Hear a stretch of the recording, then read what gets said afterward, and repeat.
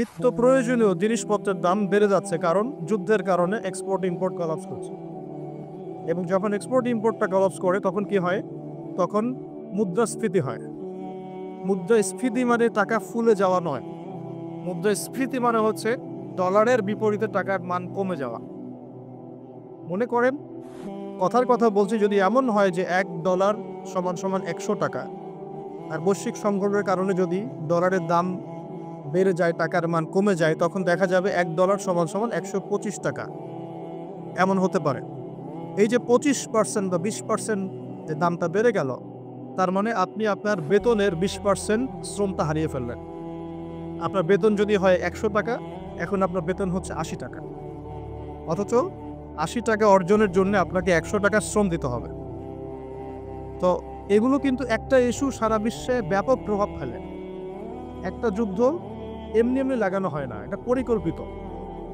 কারণ বিশ্বে এভাবে যদি ম্যাসাকার না করা হয়, তাহলে নতুন শক্তি আত্মপ্রকাশ করে না।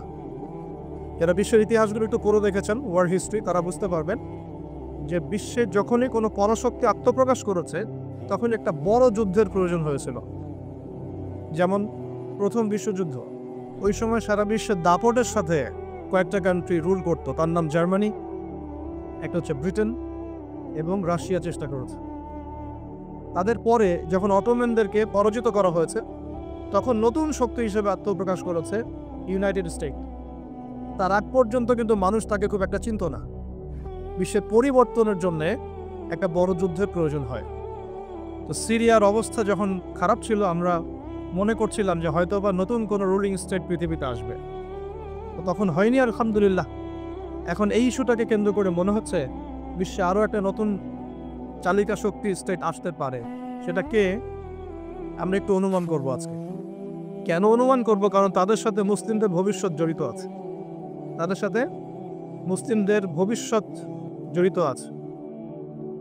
এবার আপনাকে আমি একটা দ্বিতীয় ইস্যুর দিকে নিয়ে আসি। সারা ওয়ার্ল্ডের দ্বিতীয় একটা ইস্যু চলছে এখন, সেটা হলো কোরআন পুড়িয়ে দেওয়া ইস্যু। কি ইস্যু? কারা পুড়িয়ে দিচ্ছে? আমরা মুসলিমরা কি কখনো অন্য কারো ধর্মগ্রন্থ পুড়িয়ে দিয়েছি? আমরা বরং এই কথা বলি যে কোনো মুসলিম ততক্ষণ পর্যন্ত মুসলিম হতে পারবে না যতক্ষণ পর্যন্ত সে ঈসা আলাইহিস সালামকে নবী বলে স্বীকার না করছে। আমাদের চাইতে নবী ঈসা আলাইহিস সালামকে কেউ বেশি সম্মান করে? আমরা বলছি কেউ মুমিনই হতে পারবে না, মুসলিম হতে পারবে না, যদি সে ঈসা আলাইহিস সালামকে আল্লাহর নবী বলে স্বীকার না করে।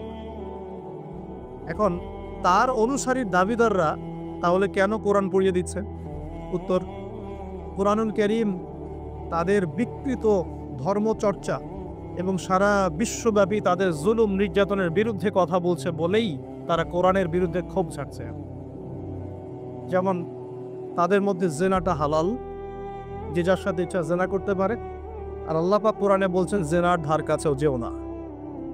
তাদের কাছে সুদটা হালাল, সুদটা ওদের কাছে বৈধ, এবং সুদ দিয়ে তারা চলে, অন্য রক্ত চুষে খায়। সুদের ফলাফলটা অনেকটা ঢাকা শহরের মতো। কিসের মতো? একটা অংশ দেখবেন দিন দিন রিচ হচ্ছে, দিন দিন রিচ থেকে রিচার হচ্ছে একটা অংশ, আর একটা অংশ দিন দিন প্রভার্টি এবং ডেস্টিটিউশনের মধ্যে যাচ্ছে। প্রত্যেকটা বড় বড় শহরের এই চিত্র। সুদের মধ্য দিয়ে সারা বিশ্বের একটা অংশের মানুষ দিন দিন ধনী হয়েছে। সবার ক্ষতি হয়নি, কিন্তু ধনীরা আরো ধনী হয়েছে, আর গরিবরা দিন দিন তাদের অর্থ সম্পদের মান হারিয়েছে, তাদের অধিকার হারিয়েছে, তাদের জীবনযাত্রার মান কমে গেছে, প্রভার্টি এবং ডেস্টিটিউশনের মধ্যে চলে গেছে দরিদ্ররা। তারা এক কথায় বলতে পারি দাসত্বের শৃঙ্খলে আবদ্ধ হয়েছে, অর্থনৈতিক দাসত্বের শৃঙ্খলে আবদ্ধ হয়েছে। এটা ব্যক্তি থেকে শুরু করে সমাজ, কোনো কোনো ক্ষেত্রে রাষ্ট্র পর্যন্ত দাস হয়ে গেছে। আপনারা কি শ্রীলঙ্কার কথা জানেন? দেশটা যে দেউলিয়া হয়ে গেছিল, কেন হয়ে গেছে? মূল কারণটা কি? দুইটা কারণ। কয়টা কারণ? অনেকে 3টা-4টা কারণ বলেন। অর্থনীতিবিদ যারা আছেন, আমাদের দেশের বড় বড় অর্থনীতিবিদ যারা আছেন, তারা 4টা থেকে 5টা কারণ বলেন। আমি স্টাডি করেছি। আমরা ইসলামিক সেন্সে দেখি 2টো কারণ। কয়টা কারণ? 1 নাম্বার দুর্নীতি। 1 নাম্বার কি? দুর্নীতি। 2 নাম্বার হচ্ছে রিবা বা সুদ। ব্যাস, যথেষ্ট। বাকি যেগুলো অপরিকল্পিত প্রজেক্ট ইত্যাদি ইত্যাদি, এগুলো এগুলো অত মেজর কারণ নয়, এগুলোকে সামাল দেওয়া যেত। মূল কারণ দুটো, একটা হচ্ছে করাপশন বা দুর্নীতি, একটা হচ্ছে রিবা বা সুদ। আপনারা কি জানেন এই উপমহাদেশের মধ্যে আরও একটা কান্ট্রি ঠিক শ্রীলঙ্কার মতো পরিণতি বরণ করতে যাচ্ছে? নো, বাংলাদেশ না, এক্স্যাক্টলি পাকিস্তান। অথচ তারা এই তো আমাদের মহান মুক্তিযুদ্ধে কত নির্মমভাবে আমাদের ভাইদেরকে হত্যা করেছিল না? হত্যা করেছিল না? এটা কি ন্যায় ছিল না অন্যায় ছিল? আচ্ছা, কি উদ্দেশ্য ছিল ওদের? ওরা চাইতো আমাদেরকে শাসন করতে, আমরা দাসত্বের শৃঙ্খলা থাকবো, ওরা আমাদেরকে শাসন করবে। আজকে দেখেন মাত্র 30 থেকে 40-50 বছরের ব্যবধানে আল্লাহ পাকের কি ফয়সালা। আমরা কারো ক্ষতিতে কিন্তু খুশি হই না। আল্লাহ পাকের ফয়সালা দেখুন, এমন একটা জায়গায় চলে গেছে যে হয়তো তাদের কাছে ওষুধের কাঁচামাল আছে 2 দিনের। কয় দিনের? গতকালকে রিপোর্ট, ওষুধ তৈরির যে কাঁচামাল প্রয়োজন হয়, যেগুলো বাইরে থেকে মানুষ ইম্পোর্ট করে, যেগুলো শিপ থেকে নামানো হয়, এগুলো নামানোর মতো ডলার তাদের কাছে নাই যে ডলার দিয়ে সেগুলো নামাবে। 2 দিনের মেডিসিন আছে ওদের কাছে। আপনারা জানেন না, আমাদের টাকার হিসেবে যদি $1 সমান সমান 80 বা 100 টাকা হয়, অলরেডি তাদের কাছে $1 সমান সমান প্রায় 375 রুপে পাকিস্তানি রুপি, এবং তাদের মুদ্রাস্ফীতি অনেক বেশি। সুদের কারণে, পশ্চিমাদেরকে বন্ধুরূপে গ্রহণ করার কারণে, কোনো কোনো ক্ষেত্রে মুসলিমদের সাথে গাদ্দারি করার কারণে, কোনো কোনো ক্ষেত্রে করাপশনের কারণে এবং ডমিনেশন, জনগণের উপর ডমিনেশনের কারণে আজকে আস্তে আস্তে আস্তে আস্তে ওদের অবস্থা এমন একটা জায়গায় চলে গেছে। আল্লাহ না করুক, আমরা তো কারোর জন্য বদদোয়া করবো না, আল্লাহ না করুক, দেখা যাবে হয়তো 1 মাস রমজান মাসের মধ্যে দেখবেন দেউলিয়া হয়ে বসে আছে। এমন হতে পারে। কেন হচ্ছে বিষয়গুলো? কারণ রিবা। মূল কারণটা কি? রিবা এবং দুর্নীতি। মূল কারণটা কি? দুর্নীতি এবং রিবা। একটা কথা বলি, দুর্নীতিতে কিন্তু আমরাও কম না, অন্তত পক্ষে এদিকে কিন্তু আমরাও কম না। একটা সময় ছিল যেমন আমরা 1 নাম্বার ছিলাম, মনে আছে? এটা ছিল 2005 সালের কথা। আমাদের অবস্থা মাশাআল্লাহ আগের চেয়ে কিছুটা ভালো হয়েছে।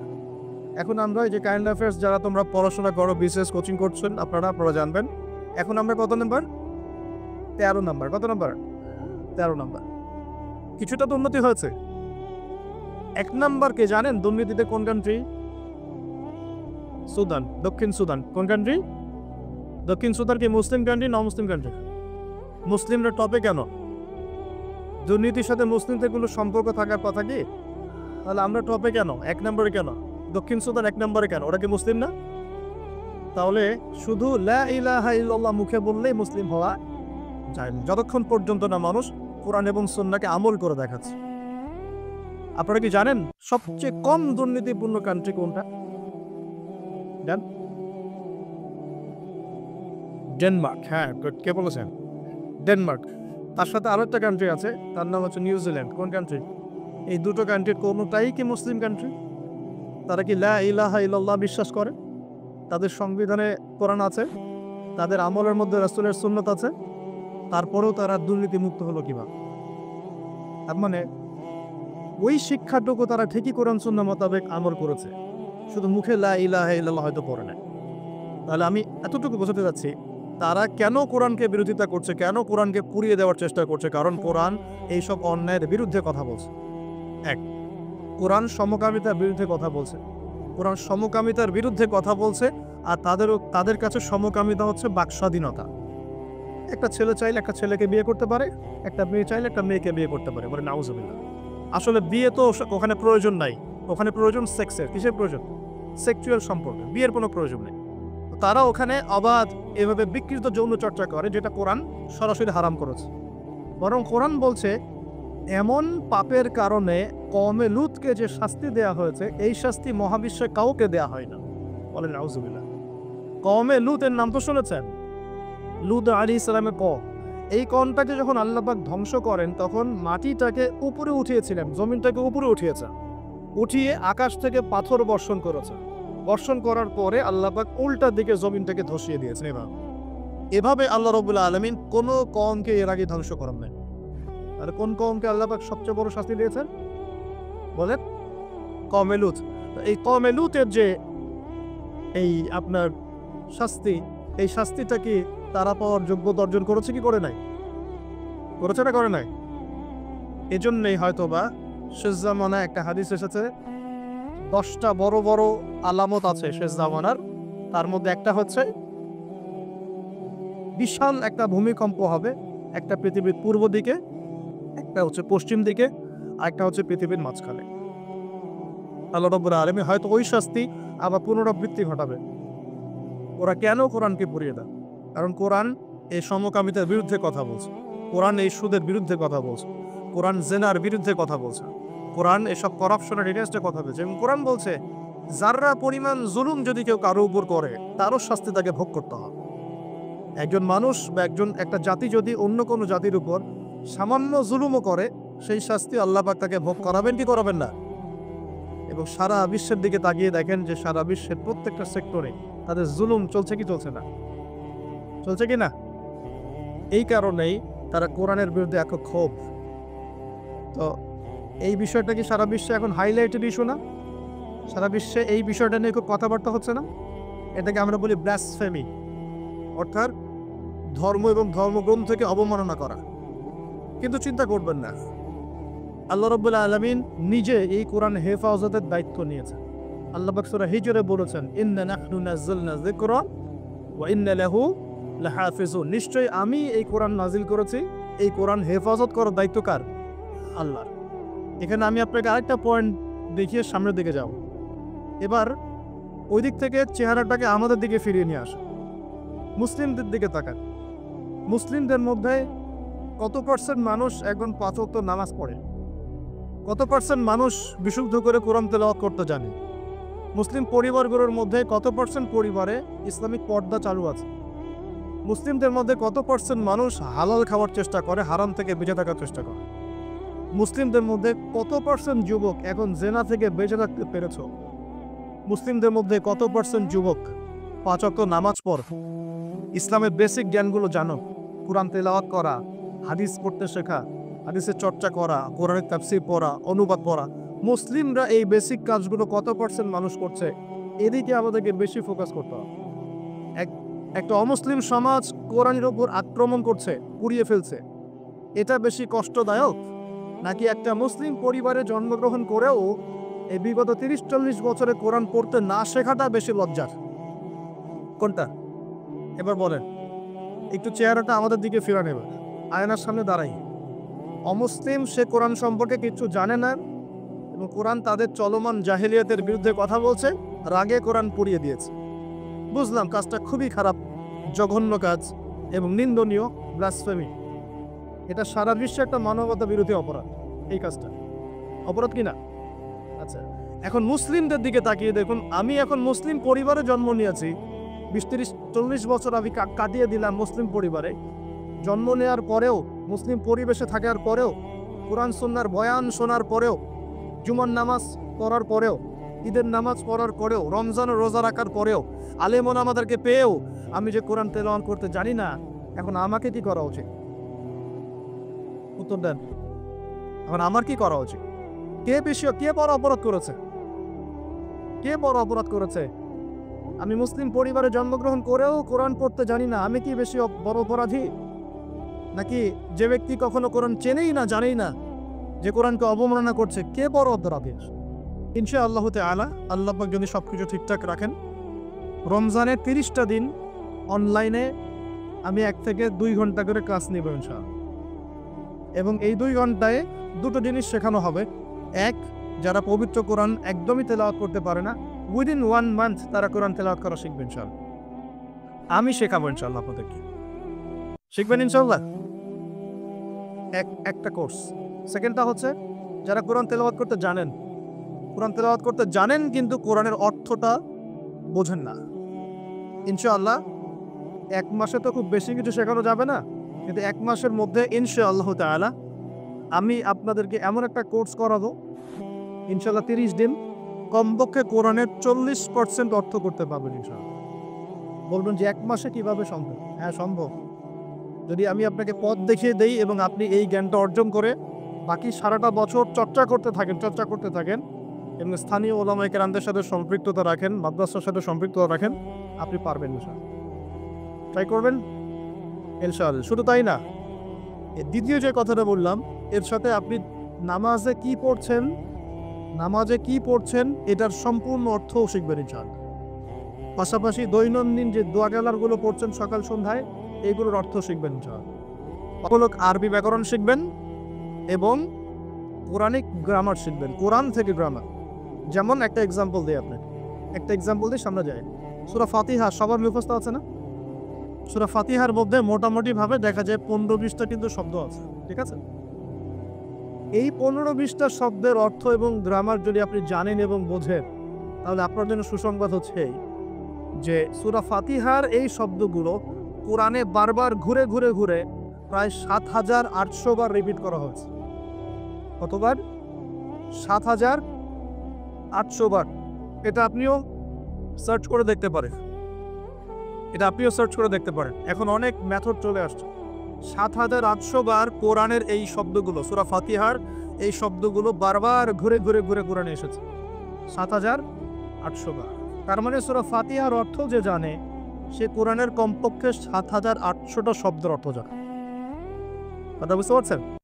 এভাবে কোরআনে বাছাইকৃত এমন ১২৫টা শব্দ আছে। কয়টা?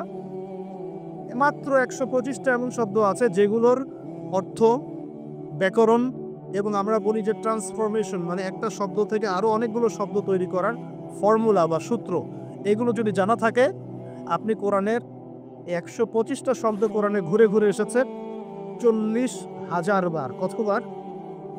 ৪০,০০০ বার। বিশ্বাস করতে কষ্ট হচ্ছে। জানি এই কথাগুলো হয়তো নতুন মনে হতে পারে, কিন্তু এটা এখন রিসার্চ, এখন নতুন নতুন অনেক মেথড চলে আসে। ৪০,০০০ বার, ৪০,০০০ বার এই শব্দগুলো রিপিট করা হয়েছে। এখন কোরআনে মোট শব্দ কত? মোট শব্দ হচ্ছে ৭৮,০০০। কত হাজার? 78,000 বার। ৭৭,৮০০টা, এক্স্যাক্টলি হচ্ছে ৭৭,৮০০টা। অ্যাপ্রক্সিমেটলি বললে 78,000, ৭৮,০০০ শব্দ। এগুলোকে আবার আপনি 3 ভাগে ভাগ করে ফেলতে পারবেন। একগুলো হবে নাউন্স, যেগুলো আমরা নাউন বলি, যা দ্বারা করে নাম বোঝায়, যেটা আমরা বিশেষ্য পদ বলি, যেমন আল্লাহ একটা নাউন, ইব্রাহিম একটা নাউন, ইসম, লাইক ইসম আরবিতে আমরা বলি কি? ইসম। জিবরিল, মিকাল, ইসমাইল, ইসহাক, ঠিক আছে, মুহাম্মদ, এগুলো সব নাউন্স। এরকম একগুলো শব্দ পাবেন। এগুলো কি বোঝার কিছু আছে না মুখস্থ? আমরা ইবাদত করি কিন্তু ইবাদতের স্বাদ পাই না। ইবাদত করি ঠিকই, ইবাদতের মজা পাই না, ফিল করতে পারি না। এবং নামাজ পড়ি, মনোযোগ থাকছে না। নামাজে দাঁড়াই, কি পড়ছি বুঝতে পারছি না। তাই আমার মনোযোগটা কেমন? তারাবির নামাজে দাঁড়ালাম, তারাবি তো আমরা মাশাআল্লাহ কোনো মসজিদে, সব জায়গায় না, কোনো জায়গায় 3G 4Gও পড়া হয়। হ্যাঁ, আচ্ছা, তবে এটা একটু স্লো পড়া উচিত। এখানে ধৈর্য আমাদেরও কম, আমাদেরও দোষ আছে। ইমাম সাহেব যখন লম্বা করে তেলাওয়াত করে, তখন আমরা আবার বলি এত সময় নাই হাতে, তাড়াতাড়ি শেষ করে বলি না? কোনো জায়গায় ইমাম সাহেবদেরকে মসজিদ কমিটিতে মনে হয় যে চাকরের মতো বিহেভ করে। হ্যাঁ, করে না? অথচ ইমাম সাহেব হচ্ছেন মসজিদের নেতা, সমাজের নেতা। তো তাকে তার জায়গায় সম্মান দিতে হবে। আল্লাহ পাক তৌফিক দান করুন। তো আমরাই কিন্তু দোষী, আমরা ফোর্স করি তাড়াতাড়ি শেষ করে, হাতে সময় কম, মার্কেটে যাওয়া লাগবে, ওয়াইফ অপেক্ষা করতেছে, ঈদের শপিং করতে হবে, তাই না? রমজান নিয়ে একটু কথা বলবো। কিছু কথা আছে রমজান নিয়ে, খুব গুরুত্বপূর্ণ কথা, খুবই গুরুত্বপূর্ণ। আমার মনে হয় যে এই কথাগুলো এই সিজনে হয়তো আপনারা অন্য কোনো লেকচার বা মাহফিলে শোনেন নাই। রমজান নিয়ে কিছু কথা আছে। আগে এই জায়গায় বলি যে তারাবিতে আমরা অনেক কিছু করি, কিন্তু তারাবির নামাজটার শেষে আপনি যে আব্দুর রহমান এদিকে ডাকেন, দিকে জিজ্ঞাসা করেন যে ভাই আব্দুল্লাহ, আপনি তারাবির নামাজ পড়লেন, কত রাকাত পড়ছেন? 20 রাকাতই পড়ছি মাশাআল্লাহ। ওকে, ফাইন। আচ্ছা, রাকাত সংখ্যা ঝগড়া নিয়ে আমি কথা বলতে যাচ্ছি, ঠিক আছে? এটা আমার সাবজেক্ট না, আমি এগুলো নিয়ে কথা বলি না। এটা মুফতি সাহেবরা বুঝবেন, ইমাম সাহেব, মুস্তাহিদ যারা, তারা বুঝবেন। তো কি পড়লেন ভাই? তারাবির নামাজ পড়লাম, কত রাকাত? পুরা 20 রাকাত পড়ছে। তো তেলাওয়াত কেমন ছিল? নামাজে কেমন মনোযোগ ছিল? নামাজে ইমাম সাহেব কি পড়েছে সেটা তো আর বুঝতে পারি নাই, কিন্তু তেলাওয়াতটা খুব সুন্দর সুরের ছিল, এটা বুঝতে পারছি। আমাদের কোরআনের বুঝটা এই পর্যন্ত, খুব সুন্দর একটা তেলাওয়াত করেছে, লেহানটা খুব সুন্দর ছিল, খুবই মাধুর্যমণ্ডিত ছিল, এটা কানে খুব ভালো লাগছিল, এটা শুনেছি। তো ওই আয়াতগুলোতে কি বলেছেন আল্লাহ পাক আপনি কি হেদায়েত পেয়েছেন? কোনো আমি তো কোরআনের অর্থ জানি না। তো এই অর্থটা যদি জানতাম তাহলে কি নামাজে মনোযোগ আরো বাড়তো না? নামাজে চোখ দিয়ে পানি পড়তো না? একটু মক্কা মদিনার দিকে তাকিয়ে দেখবেন তারাবির সময় এমনিতে নামাজে যখন নামাজ পড়ে ইমাম সাহেব ডুকরে কেঁদে ওঠেন না? কেন করেন? কারণ তারা কোরআন তেলাওয়াত করে অর্থটাকে অ্যাবজর্ব করতে পারেন, অটোমেটিক্যালি আপনি নামাজটাকে কোরআনকে ফিল করতে পারেন। তাহলে আমরা যে ৩০ বছর নামাজ পড়লাম, একটা দিনও তো চোখ দিয়ে পানি বেরোবে না। আমরা যে ৪০ বছর নামাজ পড়লাম, খালি উঠলাম বসলাম, একটা দিনও তো সেজদায় আল্লাহকে পেলাম না, ফিল হলো না যে হ্যাঁ আল্লাহ আমার হয়ে গেছে, আমি আল্লাহকে পেয়েছি। তো এগুলোর কারণ হচ্ছে, যে জায়গা থেকে এখানে আসলাম, এই অন্যতম কারণ হচ্ছে কোরআন এবং নামাজে যা পড়ছি এগুলোর অর্থটা না বোঝা। অর্থটা বোঝার প্রয়োজন নাই। রমজান মাসে নিয়াত করেন, যারা কোরআন একদমই তেলাওয়াত করতে পারেন না, কোরআন তেলাওয়াত করা শিখবেন ইনশাআল্লাহ। উইদিন এ উইক, এক সপ্তাহের মধ্যেই একটা পোস্ট চলে যাবে ইনশাআল্লাহ অনলাইন। এবং যারা আগ্রহী থাকবেন তারা এখানে আমার সাথে নাম্বার দিয়ে দেওয়া হবে, অফিসিয়াল যোগাযোগ করে ভর্তি হয়ে যাবে ইনশাআল্লাহ তাআলা। আল্লাহ রাব্বুল আলামিন, আমি বিশ্বাস করি 1 মাসের মধ্যে বাংলাদেশের 1 কোটি মানুষকে কোরআন শেখানো সম্ভব। সম্ভব না? সম্ভব। আর আমার স্বপ্ন, এই স্বপ্নটা আল্লাহ পাক আমাকে বাস্তবায়ন করার তৌফিক দেখ, দোয়া করি। বাংলাদেশের মুসলিম পরিবারের পিতার, স্ত্রী, সন্তান, ভাই বোন যারা যারা থাকবেন, হোক জেনারেল লাইনে পড়ুক, মাদ্রাসা লাইনে পড়ুক, প্রত্যেককে আল কোরআন শেখানো এবং তাদের মধ্যে কোরআনের জ্ঞানটা ছড়িয়ে দেয়া, এটা আমার একটা স্বপ্ন। বাংলাদেশের 16 কোটি মানুষ কোরআন তেলাওয়াত করতে জানবে ইনশাআল্লাহ। এটা সম্ভব না? 16 কোটি মানুষের ভোটার আইডি কার্ড আছে? নাই? নাই? আছে কি নাই? আদমশুমারি করা যায়? সমস্ত মানুষের হিসাব রাখা যায়? সমস্ত মানুষের এনআইডি কার্ড করা যায়? সমস্ত মানুষকে একটা নিয়মের আওতায় আনা যায়? সমস্ত মানুষের ফিঙ্গারপ্রিন্ট নেওয়া যায়? যায় না? সমস্ত মানুষকে ক্লাস 5 পর্যন্ত পড়ানোর প্রাথমিক শিক্ষা নিশ্চিত করা যায়? সমস্ত মানুষকে কি মার্কসও পড়ানো যায়? যায়? সমস্ত মানুষকে কোরআনও শেখানো যাবে ইনশাআল্লাহ। যাবে না ইনশাআল্লাহ? আল্লাহ পাক তৌফিক দান করে নেন। এবং বাংলাদেশের প্রত্যেকটা জেলায়, বাংলাদেশের প্রত্যেকটা বড় বড় জেলায়, যেটা আমাদের বিভাগীয় জেলা বলে, এই জেলাগুলোতে একটা করে এমন প্রতিষ্ঠান থাকতে হবে যে প্রতিষ্ঠানে একদম প্লে থেকে মাস্টার্স পর্যন্ত একদম এই পুরো সিলেবাসের মধ্যে চলমান জেনারেল সিলেবাসের সাথে ইসলামিক নীতি নৈতিকতা এবং কোরআন সুন্নাহর জ্ঞানকে একত্রিত করে ইনশাআল্লাহ একটা কনস্ট্রাকটিভ সিলেবাসে পড়াশোনা করাতে হবে ইনশাআল্লাহ। করা যাবে? প্রত্যেকটা জেলায় একটা করে এমন যদি মার্কাজ থাকে, দেখবে সমাজের হালাত চেঞ্জ হয়ে গেছে ইনশাআল্লাহ। নাকি আমরা সবাই এখন উল্টাপাল্টা মতবাদগুলি পড়াশোনা করব? আমাদের সন্তানদেরকে কি আপনি আস্তিক বানাতে চান না নাস্তিক বানাতে চান? আমাদের সন্তানদেরকে কি আপনি আল্লাহওয়ালা বানাতে চান, আল্লাহ থেকে দূরে সরাতে চান? তার উত্তর গ্রহণ করতে হবে। একমুখী শিক্ষা এই যুগে যথেষ্ট নয়। আপনি জেনারেল লাইনে পড়াশোনা করছেন, করেন, কিন্তু এই জেনারেল লাইনের জ্ঞানটাই এই যুগে যথেষ্ট নয় চলার জন্য। আপনাকে ইসলামিক জ্ঞানের প্রয়োজন আছে। আবার একই সাথে আপনি শুধুমাত্র ইসলামিক জ্ঞান নিয়ে পড়ে আছেন, জেনারেল উপকারী জ্ঞানগুলো নিচ্ছেন না, তাহলে আপনি কোরআন সুন্নাহকে হাতে নিয়ে ওদেরকে চ্যালেঞ্জ করতে পারবেন না। ওদেরকে চ্যালেঞ্জ করতে হলে এই জ্ঞানগুলোকে সমন্বয় করে আপনাকে সিলেবাস লঞ্চ করতে হবে।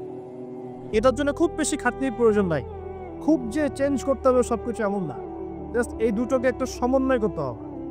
এই সমন্বয় করার জ্ঞান কিন্তু শুধু আমার আছে, আপনাদের নাই এমন নয়। এই জ্ঞান অনেকেরই আছে। শিক্ষা নিয়ে যারা ভাবেন তারা অনেকেই এটা করতে ক্যাপেবল, তারা পারবেন। একটু যদি চেষ্টা করেন পারবেন। এই চেষ্টাটা এখন একটা বড় চ্যালেঞ্জ। জ্ঞানের ক্ষেত্রে এই বিপ্লবটা ঘটানো এখন একটা বড় চ্যালেঞ্জ আমাদের ফিউচারের জন্য। যদি এখন আমরা এই জিনিসগুলো করতে ব্যর্থ হই, আগামী 20-30 বছর পর দেখবেন, আল্লাহ না করুক, এমন প্রজন্ম চলে আসবে যে বলবে যে আল্লাহকে আমি তো চিনি না। আমরা কি এটা চাই? আর শুধু আমরা যারা মাদ্রাসা মসজিদের সাথে সম্পৃক্ত, আমরাই কি ইসলাম নিয়ে চলবো, না এই জেনারেল ভাইরাও চলবে? জেনারেল লাইনের ভাইরা, ব্যবসায়ী, চাকরিজীবী, প্রশাসন, এরা কি সংখ্যায় কম না সংখ্যায় বেশি? তাদের মধ্যে ইসলাম ঢোকাতে হবে না? আল্লাহ পাক তৌফিক এনায়েত করুন। রমজানে কোরআন শিক্ষা চলবে ইনশাআল্লাহ। প্রত্যেক জেলায় জেলায় একটা করে আদর্শ দ্বীনি প্রতিষ্ঠান গড়ে উঠবে ইনশাআল্লাহ তাআলা। এবং বড় বড় জেলাগুলোতে চেষ্টা করা হবে জেনারেল ভাইদের জন্য মাদ্রাসা করতে। এটা মাদ্রাসা ফর জেনারেল স্টুডেন্টস। এখানে জেনারেল ভাইরা পড়াশোনা করবে ইসলামিক পড়াশোনা, কারণ তাদের মধ্যে জেনারেল পড়াশোনা আগে থেকেই আছে। এখন পার্ট টাইম তারা এভাবে শিখে 2 বছর 4 বছর 5 বছরের মধ্যে ইসলামিক বেসিক জ্ঞান অর্জন করবে ইনশাআল্লাহ। তখন এদেরকে দিয়ে আপনি দেশের বড় জনশক্তি তৈরি করতে পারবেন। আপনারা কি চায়নার নাম শুনেছেন? চায়নার নাম শোনেন না? আজকে থেকে 40 বছর আগে চায়নাতে দারিদ্র্যের হার কত ছিল জানেন? 69%। কত পার্সেন্ট? প্রায় 69 থেকে 70% মানুষ দারিদ্র্য সীমার নিচে ছিল। আজকে এই 2022 সালে ওদের দারিদ্র্যের হার কত জানেন? 1%-এরও কম। এবং তাদের পুরো জনসংখ্যার প্রায় 80 কোটি মানুষকে তারা জনশক্তিতে পরিণত করেছে। ওরা মানুষের সংখ্যা কমায় নাই, ওরা বলে নাই যে একটা বাচ্চা নেন। কথা বুঝতে পারছেন? ওরা জনগণকে জনশক্তিতে পরিণত করেছে, পড়াশোনা করেছে এবং অ্যাক্টিভ ছিল, পরিশ্রমী ছিল, সময়কে কাজে লাগিয়েছে এবং প্রযুক্তির জ্ঞানগুলো শিখেছে। প্রযুক্তি এবং কৃষি আস্তে আস্তে সারা বিশ্বের মার্কেট দখল করে ফেলছে। আর আমাদের কাছে তো কোরআন সুন্নাহ আছে। আমরা যদি দুর্নীতি ছাড়তে পারি, পরিশ্রমী হতে পারি, অপচয় বন্ধ করতে পারি, সময়কে কাজে লাগাতে পারি এবং জনশক্তি তৈরি করতে পারি, বাংলাদেশ সুপার পাওয়ার হবে ইনশাআল্লাহ। স্বপ্ন দেখতে হবে, স্বপ্ন দেখতে হবে, হয়তো বাস্তবায়ন হবে অন্য কারো হাতে। ইমাম বুখারীর কথা জানেন না? ইমাম বুখারীর নাম শুনেছেন না? ইমাম বুখারীর ওস্তাদ একদিন ক্লাসে বলছিলেন, এমন কি কেউ আছে, আমার ক্লাসে কি এমন কেউ আছে যে নবীর হাদিসগুলোর মধ্যে সহি জয়ীফগুলো যাচাই বাছাই করে আলাদা করতে পারে? এমন কি কেউ আছে? এই একটা কথা ইমাম বুখারী রাহিমাহুল্লাহর কলবের মধ্যে এমন দাগ কেটেছিল যে তিনি পরবর্তীতে ওই নিয়াত করেছেন যে আমি সেই ব্যক্তি হব ইনশাআল্লাহ, আমি নবীর সব সহি হাদিসগুলোকে আলাদা করে দিব। দেখেন পরে ইমাম বুখারী রাহিমাহুল্লাহ তার যে কিতাব তিনি সংকলন করেছেন, এই কিতাবটা কি কিয়ামত পর্যন্ত অমর হয়ে আছে না? অতএব আমাকে করতে হবে জরুরি না। যদি এই থটসগুলো আপনাদের মধ্যে চলে যায়, পরবর্তীতে কেউ যদি এগুলো বাস্তবায়ন করে তাও চলবে ইনশাআল্লাহ। আল্লাহ পাক আপনাদের সবাইকে কথাগুলো বোঝার তৌফিক দান। আরেকটা খবর দেই, সেটা হলো এটা আমার স্ত্রী আমাকে বলতে বলেছে। আর বাসার ডিপার্টমেন্ট খুব জটিল ডিপার্টমেন্ট, এই ডিপার্টমেন্ট হ্যান্ডেল না করতে পারলে সমস্যা। ঠিক আছে, একটা কথা বলি তারপর সামনে যাই। এক সাহাবী এসেছে ওমর রাদিয়াল্লাহু আনহুর দরজায়। কার দরজায়? ওমর রাদিয়াল্লাহু আনহু তখন আমিরুল মুমিনিন। আমিরুল মুমিনিন তো বোঝেন, পুরো অর্ধবিশ্বের শাসক তিনি। এতটুকু রাষ্ট্রের না, অর্ধবিশ্বের শাসক। ওই সাহাবী এসে ঘরের কাছে দাঁড়িয়ে আছেন, একটা বিচার নিয়ে আসছেন। কি নিয়ে আসছেন? বিচার। দাঁড়িয়ে আছেন আর ভিতর থেকে কিছু শব্দ শোনা যাচ্ছে, কিছু উচ্চ শব্দ শোনা যাচ্ছে। তো অনেকক্ষণ পর আমিরুল মুমিনিন গেট খুলে বের হয়ে বলছেন, কি সমস্যা, কি জন্য আসছো, কি প্রয়োজন, কি হাজাত? তিনি বলছেন, ইয়া আমিরুল মুমিনিন, আসলে আমি যে বিষয়ে অভিযোগ করতে আসছিলাম আমি দেখলাম যে আমার অবস্থা আপনার চেয়ে ভালো, এই জন্য আমার অভিযোগের দরকার নেই। বুঝতে পারেননি মা? তখন আমিরুল মুমিনিন তিনি বলছেন যে আসলে দেখো, আমাদের স্ত্রীরা, তাদেরকে আমরা আল্লাহর কাছে একটা বড় বিশাল একটা অঙ্গীকার দিয়ে গ্রহণ করি। তারা আমাদের সন্তান ধারণ করে, আমাদের বাসা দেখাশোনা করে, খাবার দাবার তৈরি করে, কাপড় চোপড় দেয়, সে আমার অনেক কাজ করে। এই কারণে মাঝে মাঝে তারা যদি একটু রাগ টাগ ঝাড়ে তখন একটু সবর করে শুনতে হয়। এটা কে বলছেন? আমিরুল মুমিনিন, যিনি এক হুকুম দিলে পারস্য দখল হয়ে যায়, একটা হুকুম দিলে রোমান সাম্রাজ্যের পতন ঘটে যায়, সে আমিরুল মুমিনিন বাসায় এইরকম অবস্থা আছে। তো ওই জন্য বললাম যে বাসা ঠিক থাকলে আসলে সব ঠিক। তো বাসাকে ঠিক রাখার স্বার্থে যেহেতু এটা দেখবে আবার, সে কারণে একটু বলতে হচ্ছে। রিকোয়েস্ট করেছে এটার যে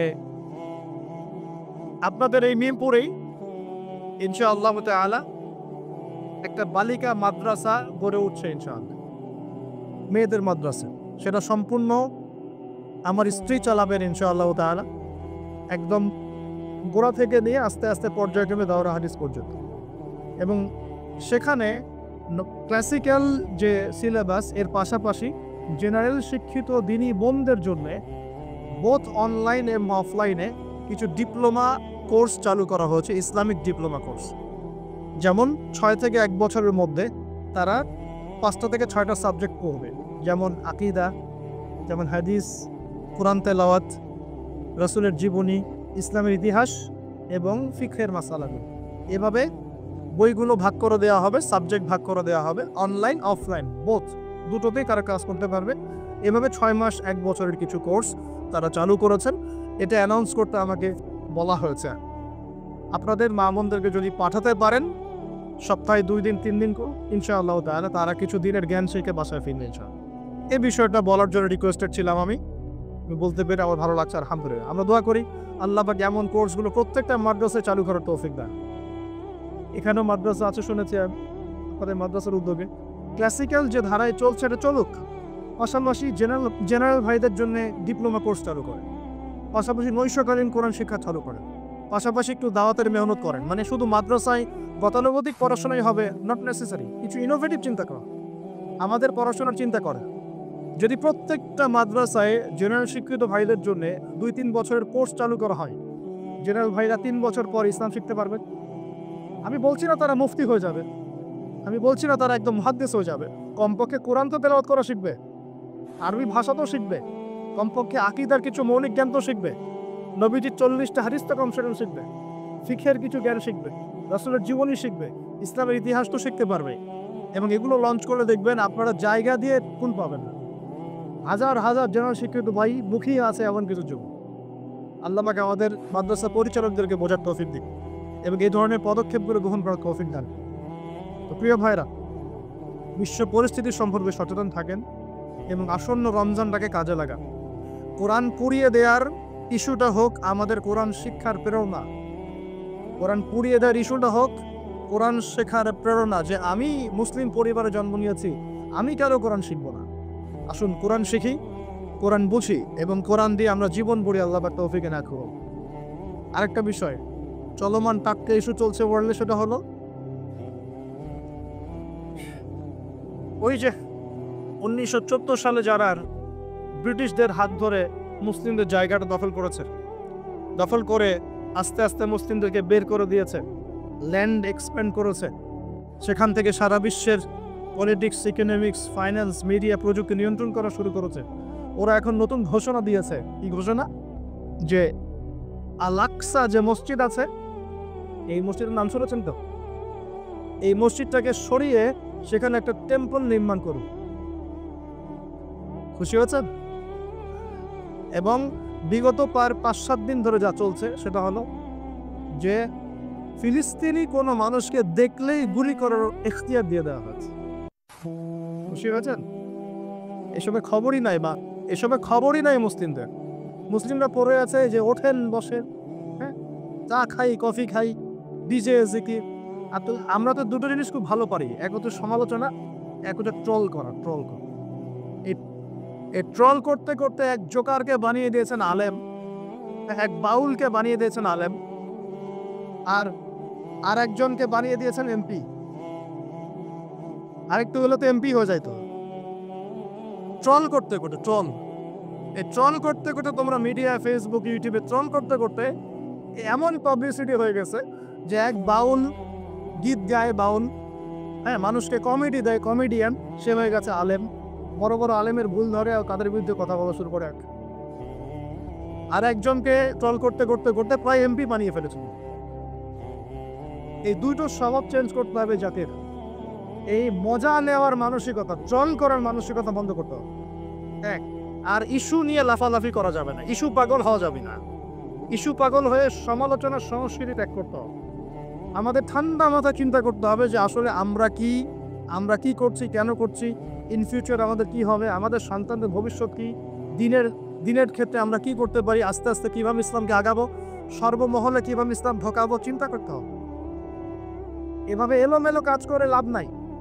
এলোমেলো একটা ইস্যু এখন, আরেকটা ইস্যু পরে, এই ইস্যু পাগল হবেন না, ট্রল পাগল হবেন না, ব্যক্তিত্ব ধরে রাখেন।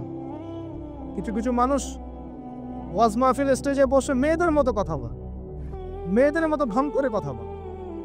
আশ্চর্য! কেউ এসে গীত গাচ্ছে, কেউ এসে ডিজে জিকির করছে, কেউ মানুষকে উঠবস করাচ্ছে। আজীব রাখতে দেখো। ওয়াজ মাহফিলের এই মঞ্চগুলো কি সার্কাস হয়ে গেল?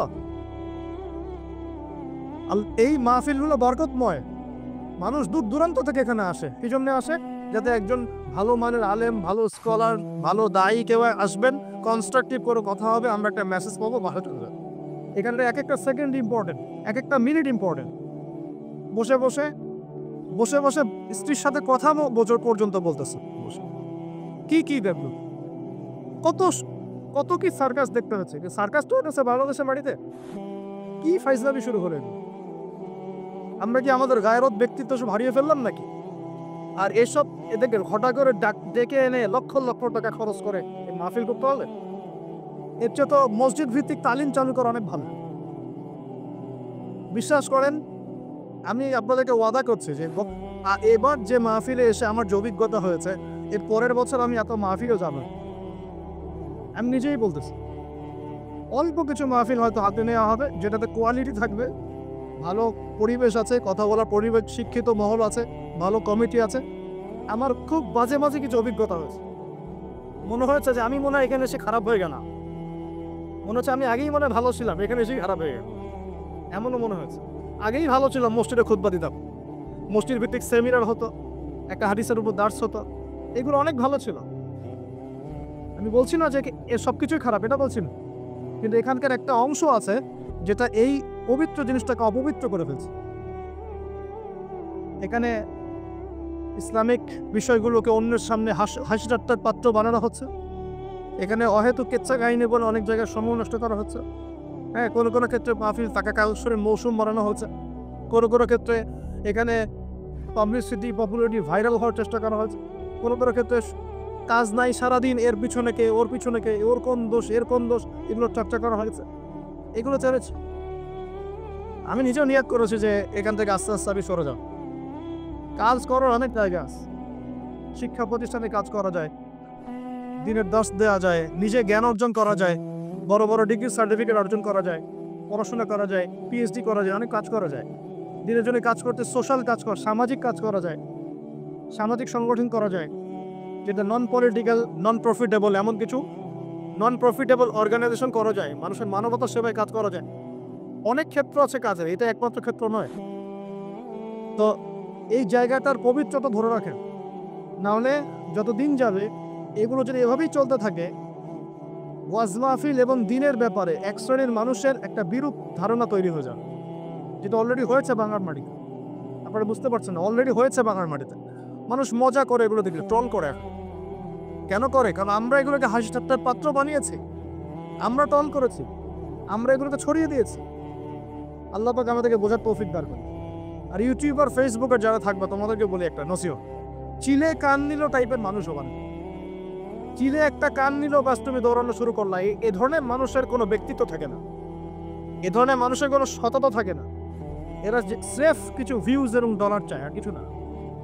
এবং এর মধ্য দিয়ে ইসলামের উপকারের জায়গায় বড় বড় ক্ষতি হয়ে যায়। কি প্রচার করা যাবে, কি করা যাবে না, কোন অংশটুকু দেওয়া যাবে, কোনটা দেওয়া যাবে না, কোনটা দিলে কি ইমপ্যাক্ট করতে পারে, এটা জ্ঞান তোমাকে অর্জন করতে হবে। আল্লাহ রাব্বুল আলামিন আমাদের সবাইকে বিষয়গুলো বোঝার তৌফিক দান করুন। উম্মাকে নিয়ে স্বপ্ন দেখবেন। আমি বলি কি প্রিয় ভাইয়েরা, নিজে আগে নিজের কবরের ফিকির করি, নিজে আগে নিজের কবরের ফিকির করি যে আমাদেরকে আমাদের কবরে যেতে হবে, কি নিয়ে যাব, কতটুকু নামাজ পড়লাম, কতটুকু আমল করলাম, কতটুকু কোরআন চর্চা করলাম, কতটুকু দিনের ইলম অর্জন করেছি, আমল করেছি, বাস্তবায়ন করেছি, এই ফিকিরটাকে করে। অন্যের পিছনে পড়ে থাকার চাই তাকে নিজের পিছনে পড়ে থাকি, নিজের চেহারাটাকে আয়নায় দেখি। আল্লাহ পাক তৌফিক দান করুন। এরপর প্রিয় ভাইয়েরা, যেটা বেশি প্রয়োজন সেটা হলো আমাদের সন্তানদেরকে মানুষ করে যাওয়া। আমাদের সন্তানদেরকে মানুষ করে যেতে না পারলে সমস্যা। এখন যা পড়াশোনা হচ্ছে দেখতেই পারছেন কি হচ্ছে, এভাবে চলতে থাকলে সমস্যা আছে। জ্ঞান কাকে বলে? আল্লাহ পাক সূরা আলাকে বলেছেন, ইকরা বিসমি রাব্বিকাল্লাযী খালাক, পড়ো তোমার সেই রবের নামে যিনি তোমাকে সৃষ্টি করেছেন। এই আয়াতের অর্থ কি? প্রত্যেক ইনস্টিটিউশনে আয়াতটা লেখা আছে দেখবেন, কিন্তু অর্থটা কি? অর্থ হচ্ছে, শোনেন, জ্ঞান সেটাই, ইকরা, পড়ুন আপনার রবের নামে। জ্ঞান সেটাই যা আমাকে আমার রবের দিকে নিয়ে যাবে, রবের কাছাকাছি নিয়ে যাবে।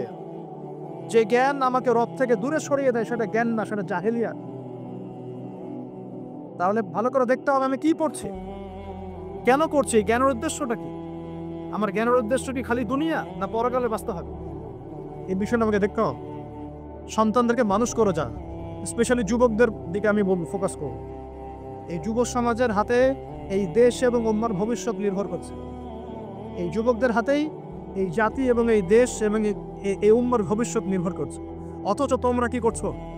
অথচ তোমরা বেনামাজি পড়ে আছো, অথচ তোমরা যাকাত দিচ্ছ না, রমজানের রোজা রাখছো না, তোমরা উযু গোসলের মাসআলা বলতে পারছো না, তোমরা ঈমান আকীদা ঠিক করছো না, নবীর 40 হাদিস মুখস্থ করছো না, কোরআন পড়া শিখছো না। যুবকদের হাতে এই দেশ এবং জাতির ভবিষ্যৎ।